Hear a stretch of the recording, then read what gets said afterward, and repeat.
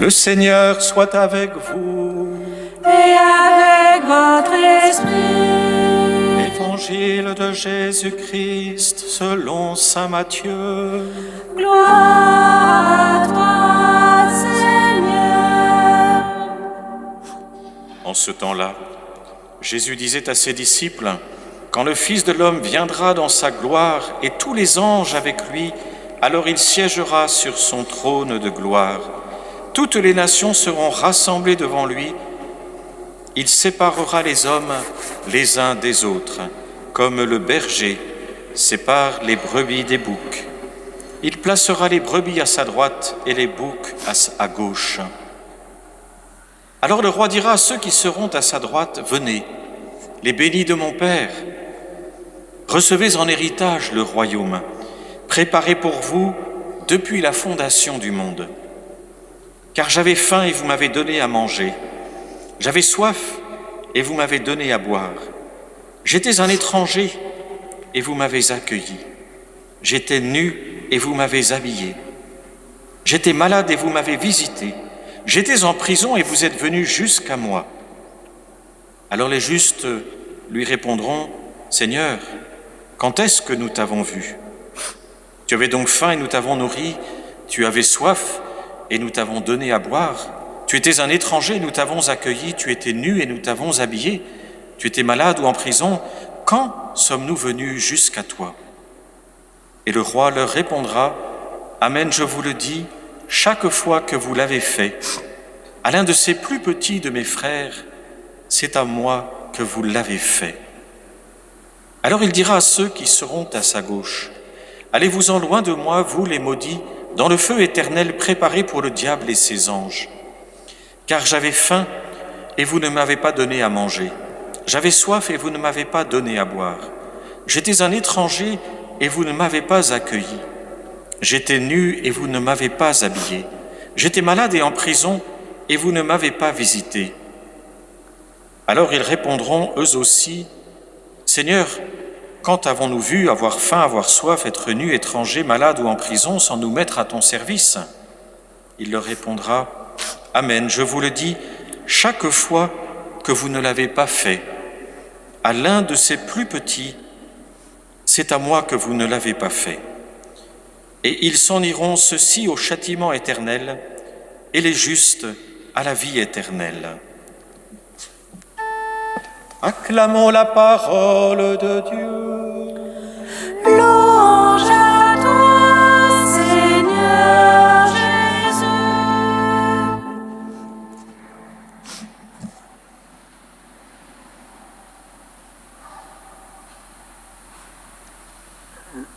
Nous avons deux thèmes qui s'entrelacent ce dimanche pour la royauté du Christ.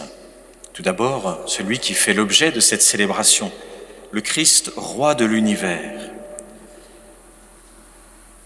Le Christ ne se laisse pas proclamer roi dans les évangiles n'importe quand ou de n'importe quelle façon. On est même surpris, par exemple, dans l'évangile de Saint Jean, alors qu'il a fait la multiplication des pains, tous se disent « Oh là là, voilà celui que nous attendons !» Et ils veulent le faire roi. Et Jésus s'en va tout seul dans la montagne. Chaque fois que les hommes veulent proclamer roi Jésus, parce que finalement ils se disent « c'est notre convenance, s'il nous donne du pain à tous, c'est le bon quoi ». Donc à chaque fois que on veut rabaisser finalement la royauté du Christ simplement à l'accomplissement de nos besoins terrestres, le Christ se retire. Dans les évangiles, la royauté est proclamée de la façon la plus forte dans l'évangile de Jean, précisément avant la croix du Christ. Et à la croix, comme on l'a symbolisé ici de l'autre côté, à votre droite, à ma gauche, le Christ est roi à la croix.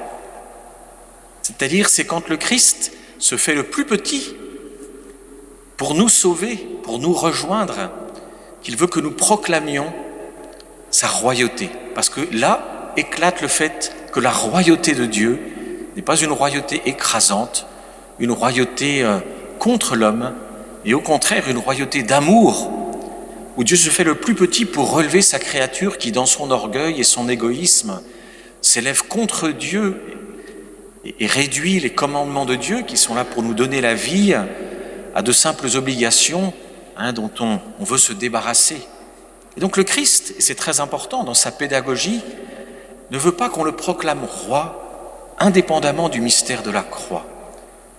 Parce qu'il nous dit, mais je suis roi en fait pour te relever, pour te conduire à la vie éternelle, pour te conduire, et c'est le deuxième thème que nous avons aujourd'hui, comme le bon berger, vers les eaux vives de la grâce, pour te conduire dans ce royaume d'amour.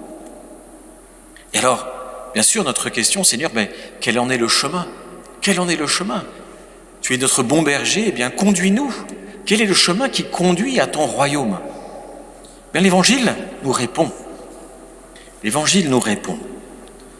La façon dont nous vivons le royaume, et donc la manière dont nous vivons de la royauté du Christ sur nous, c'est non seulement en le reconnaissant lui comme roi, en l'adorant comme notre roi bien-aimé, c'est en allant à la rencontre de nos frères et sœurs. Le Christ roi se cache, extraordinaire quand on y réfléchit, quand on le médite.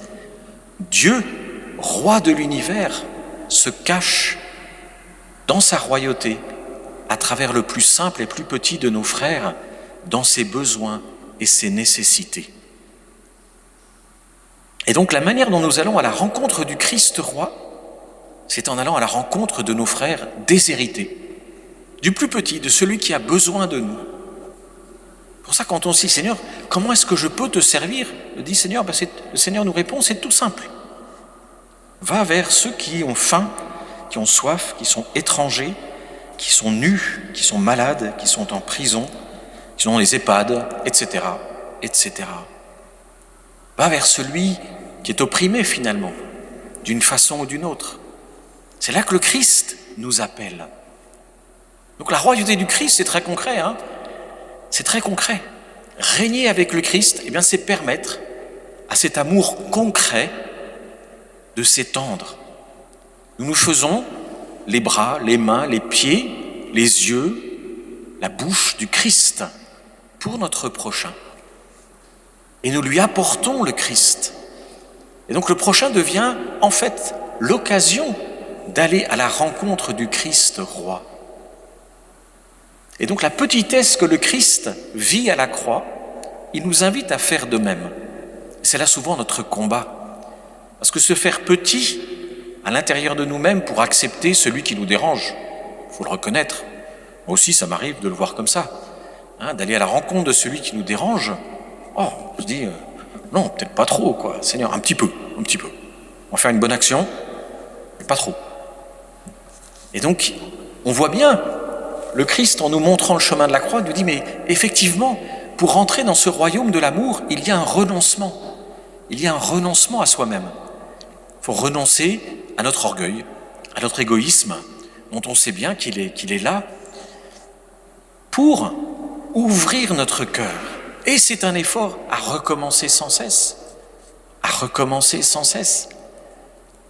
Nous avons des moments de faiblesse, bien sûr. Nous avons des moments où nous ne sommes pas fiers de nous, bien sûr.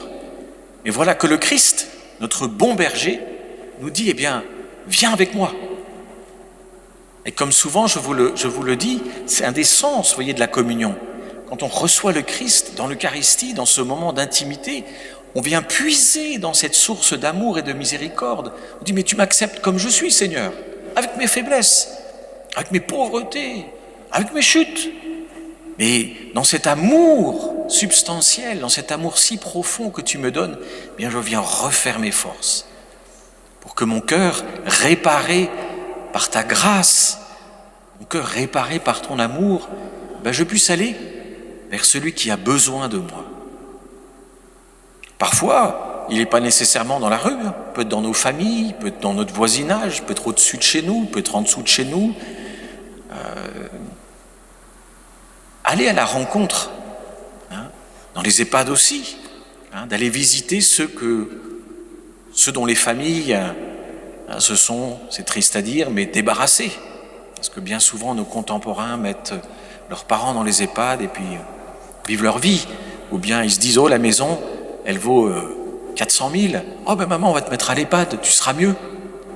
Et puis on met les parents à l'EHPAD, on vend la maison, et puis on vit sa petite vie de temps en temps, on fait une petite visite quand même certains ne le font même pas. Donc aller vers les plus déshérités de notre monde aujourd'hui, ceux qui sont isolés. Et c'est important, et c'est très concret surtout. Vous voyez, la royauté du Christ va passer par notre conversion pour que nous acceptions d'ouvrir notre cœur à ce qui nous déplaît, et d'aller vers celui qui a besoin de nous. Alors demandons cette grâce au Christ, demandons qu'il soit ce bon berger qui nous montre le chemin.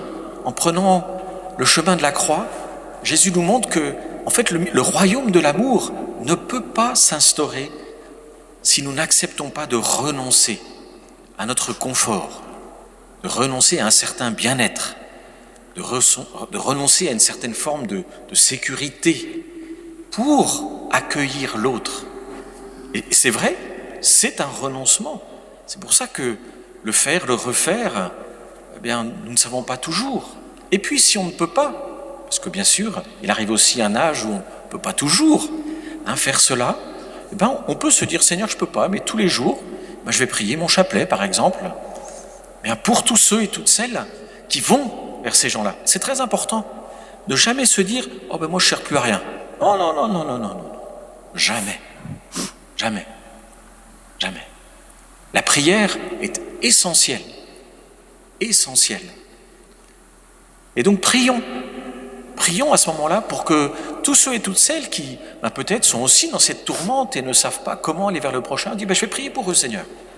Et tous les jours je vais prier pour eux. C'est tellement important. Quand on ne peut plus, oui, parce qu'il arrive parfois un moment où on ne peut plus aller dans les prisons, etc. L'âge nous met dans une autre perspective. Gardons toujours ce souci de la prière. Et prions pour tous ceux que le Seigneur envoie en mission constamment.